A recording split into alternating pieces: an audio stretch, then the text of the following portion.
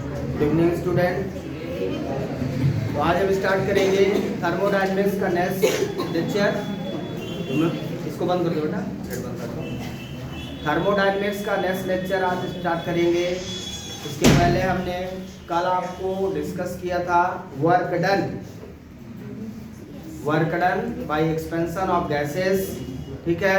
जिसका work done हमने क्या फाइंड किया था आपको याद है, W equal to integration V1 से V2 तक PdV, ठीक है ना।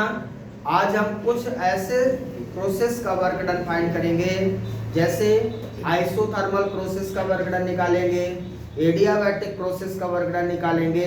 तो इन्हीं का हमें वर्क डन निकालना है।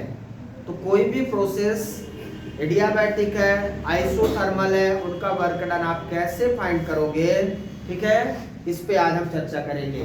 तो हेडिंग लगाएंगे सभी लोग, वर्क डन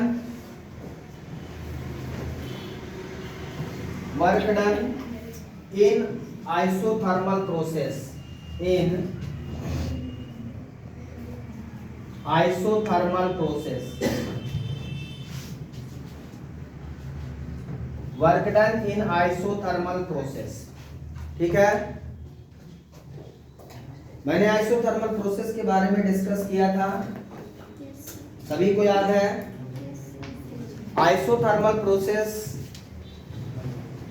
क्या होता है? Isothermal process are those in which temperature constant, क्या होता है? द प्रोसेस in which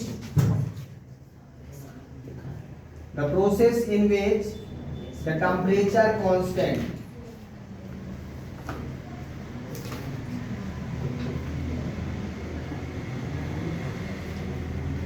ऐसा प्रोसेस जिसमें टेम्परेचर कांस्टेंट होता है। तो ऐसे प्रोसेस का मुझे फाइंड करना है work done in isothermal process, ठीक है। तो वर्क डन का फार्मूला क्या है? W equal to integration V1 से V2, ये वॉल्यूम V1 से V2 PdV, ये हमारा फार्मूला है, ठीक है। W equal to integration V1 to V2 PdV। तो W equal to V1 to V2 PdV। P क्या है? Pressure of gas.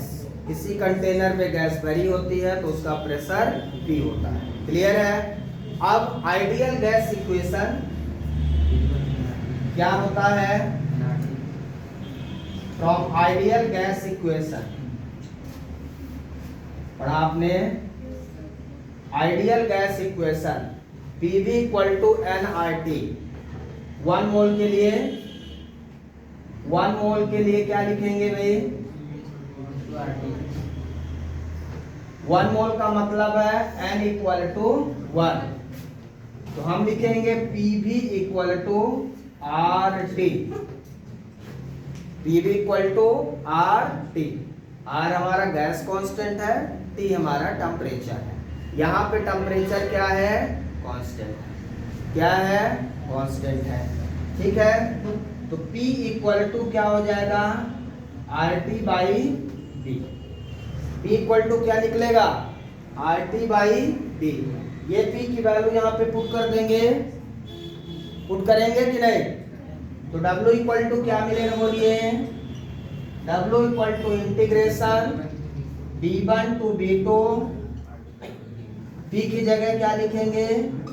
RT by B dV, clear है। इसमें क्या क्या कांस्टेंट है बताइए? इंटीग्रेशन के अंदर क्या क्या कांस्टेंट है? R कांस्टेंट है, T भी कांस्टेंट है। चेंज क्या हो रहा है? dV मतलब V, वॉल्यूम चेंज हो रहा है। तो जिसके रिस्पेक्ट में इंटीग्रेशन है वो फंक्शन है, बाकी सब कांस्टेंट है, क्लियर है। जिसके रिस्पेक्ट में इंटीग्रेशन हो रहा है वो फंक्शन है। किसके रिस्पेक्ट में इंटीग्रेशन हो रहा है? वॉल्यूम के रिस्पेक्ट में। तो वॉल्यूम V के अलावा बाकी बाहर निकाल लीजिए। तो यहां से W इक्वल टू क्या मिलेगा? RT कॉमन ले लेंगे तो V1 से V2 क्या बन जाएगा 1/B dB, ये हो जाएगा ना। V1 से V2 1/B dB क्या फार्मूला होता है, फार्मूला क्या होता है बोलिए, इंटीग्रेशन 1/x dx का फार्मूला log x होता है। फार्मूला क्या होता है भाई, 1/x dx का इंटीग्रेशन log x होता है। क्लियर है? तो 1/b db का इंटीग्रेशन log b हो जाएगा, 1/b db का इंटीग्रेशन log b हो जाएगा।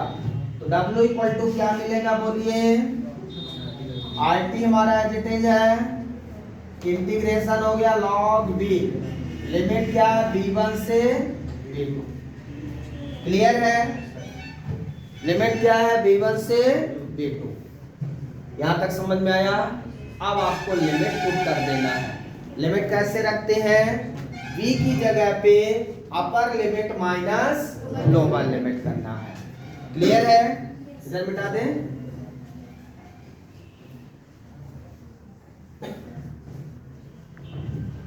तो देखिए यहां से W equal to RT log upper limit क्या है V2, कहां रखोगे B की जगह पे, log V2 minus log V1 bracket close. क्या फार्मूला लगेगा भाई, यहां फार्मूला लगेगा log m minus log n equal to log mn। क्या फार्मूला है, log m minus log n, log की प्रॉपर्टी है log mn, sorry m by n, log m by n। यदि प्लस होता है तो मल्टीप्लाई हो जाता है, ठीक है। log m minus log n बराबर log m बाई n। तो यहां पे क्या लिखूंगा बोलिए, W equal to RT log V2 by V1, ठीक है। बेस क्या है, log का बेस क्या है, log का बेस E है, यहाँ पे बेस क्या है E है, ध्यान रखिए। W equal to RT log V2 by V1 base E।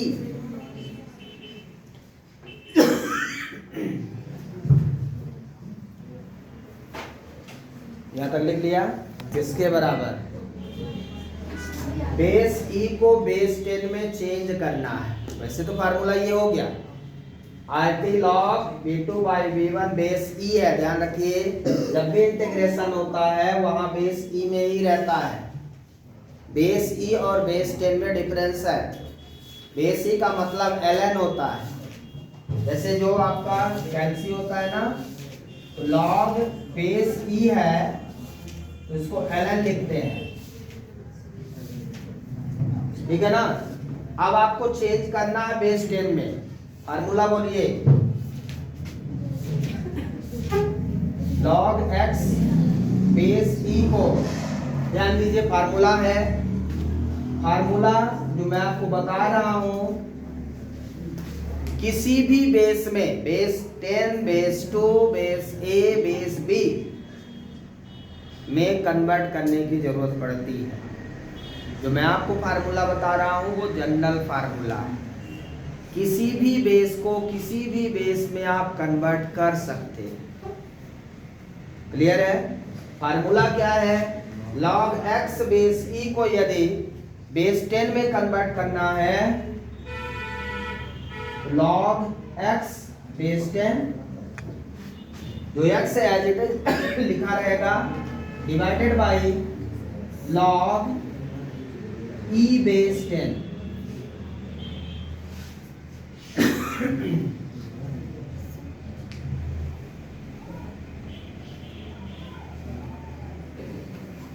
log x base, दोनों का बेस 10 हो जाएगा। E बेस कन्वर्ट हो गया किसमें, बेस 10 में। अब ये जो 1 बाई log E बेस 10 है, इसकी वैल्यू होती है log x base e equal to 2.303 log x base 10, मतलब 1 लॉग ई बेस 10 की जो वैल्यू है 2.303 हो जाएगी। 1 log ई बेस 10 की वैल्यू क्या हो जाएगी 2.303, इसको निकाल सकते हैं आप। ठीक है, तो फार्मूला जो मैंने दिया x base e equal to log x base 10 log e base 10। आप किसी भी बेस में, मान लो आपको बेस 2 में कन्वर्ट करना है, ई को किस में कन्वर्ट करना है 2 में, तो लॉग एक्स बेस 2 लॉग यहाँ पे ई बेस 2, 10 की जगह 2 लिख देंगे बस, लॉग 2 की वैल्यू। समझ में आया क्या? तो ये एक स्टैंडर्ड फार्मूला है जो आप याद रखिए। तो W इक्वल टू, यदि मैं बेस 10 में कन्वर्ट करूं इसे, तो क्या लिखूंगा इसके पहले 2.303 का गुणा कर दूंगा। देखिए यहाँ पे log x बेस c को यदि 10 में कन्वर्ट करें तो क्या करूंगा 2.303 का मल्टीप्लाई कर देंगे। क्लियर है? तो क्या हो जाएगा ये RT log V2 by V1 base 10। Clear है? log E base V2 by V1 को x मान लो, उसकी जगह हमने क्या लिख दिया 2.303 RT log V2 by V1 base 10 लिख दिया। So this is the formula. ये आपका केमिस्ट्री में भी है, फिजिक्स में भी है। कैसे आता है टीचर सीधा लिख देते हैं, उनको खुद नहीं पता रहता कहां से आता है। ये डायरेक्ट लिख देंगे, ये कहां से आया खुद टीचर को नहीं पता, तो आप तो अपनी बात छोड़ते हैं। तो ये मैंने पूरा एक्सप्लेन किया है कि ये कैसे आया है, कहां से आया है, इसलिए इसको ध्यान रखना है। कभी भी किसी भी बेस में आप कन्वर्ट कर सकते हैं by using this formula. Clear है? इसी में हमने क्या दे दिया, work equal to 2.303 RT log V2 by V1 base 10। For isothermal process के लिए, for isothermal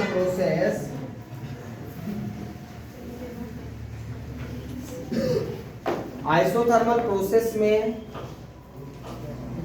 P1 V1 equal to P2 V2 हो जाएगा, क्योंकि PV इक्वल टू कॉन्स्टेंट हो जाएगा। क्यों हो जाएगा? क्योंकि PV इक्वल टू कॉन्स्टेंट हो जाएगा। R भी कॉन्स्टेंट, T भी कॉन्स्टेंट। यदि PV इक्वल टू कॉन्स्टेंट है तो अकॉर्डिंग टू कंटिन्यूटी इक्वेशन, क्या कहती है कंटिन्यूटी इक्वेशन हमारी, P1 V1 बराबर P2। यहाँ V2 बाई V1 की वैल्यू निकालें तो क्या मिलेगा, P1 by P2 equal to V2 by V1। Pressure volume का इन्वर्सली प्रोपोर्शनल है। मैंने आपको तब भी बताया था जब PV equal to constant PV diagram बनाया था, बताया था ना PV डायग्राम में। तो P1 by P2 equal to V2 by V1। जहां पे V2 बाई V1 लिखा है वहां पे क्या लिख दो P1 बाई P2। तो वर्ग का फार्मूला क्या हो जाएगा, RT log P1 by P2 base E, और बेस 10 में लिखेंगे तो W equal to 2.303 RT log P1 by P2 base 10। ये फार्मूला हो जाएगा आपका, मतलब work done for isothermal process. यदि आपको प्रेशर दिया है तो ये फार्मूला यूज करना, वॉल्यूम दिया है तो वो वाला फार्मूला यूज करना है। तो V2 बाई V1 की जगह P1 बाई P2 लिखना है, ध्यान रखना है। क्लियर है सभी को? तो यहां तक मुझे करना है। Thank you, have a nice day. बाकी कल करेंगे।